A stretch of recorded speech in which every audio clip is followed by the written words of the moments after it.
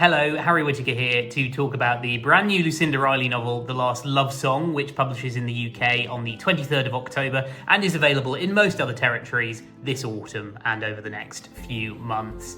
I still get messages saying, how can Lucinda Riley release new novels even though she died in 2021? So I thought I'd do a refresher just in case you needed an explanation. I should also apologise, I haven't been as talkative recently because I've been very, very busy.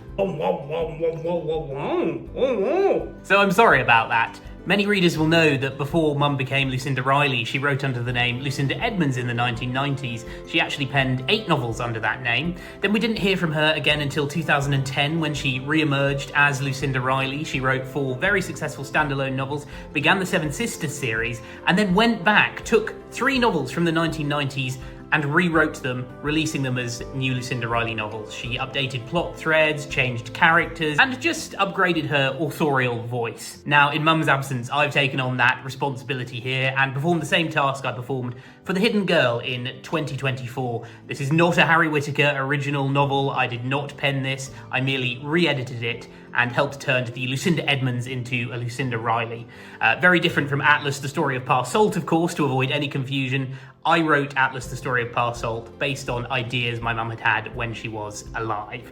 So I hope that avoids any confusion. But if it doesn't, let me know, drop me an email. But let me tell you all about The Last Love Song, and I really am excited for its publication. I think it's a wonderful Lucinda Riley novel. It's a love story featuring a young girl from West Cork, which was of course Mum's spiritual home and where she lived for many, many years herself.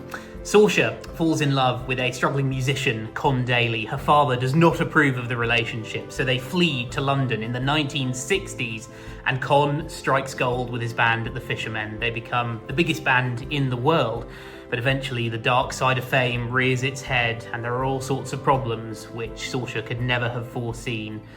As you might expect from Lucinda Riley, secrets from the past affect the present-day characters in terrible ways. There's murder, there's revenge, there's intrigue, and of course that big sweeping romance that you expect from my mum. It really was a total pleasure to work on this. I found The Hidden Girl quite difficult to work on. If you read that novel, you'll know there are some tricky themes in there, whereas The Last Love Song was just a joy. It's really my mother's tribute to her favourite place on earth, West Cork. I don't want to reveal too much, but it's clear that the Wild Atlantic Way doesn't even compare to the sparkling lights of Carnaby Street in the most positive way. You choose West Cork over London anytime, I think. I think you'll agree with Mum when you've read The Last Love Song. I really hope you enjoy, and as always, thank you for your amazing support of Lucinda Riley, and I look forward to hearing your thoughts.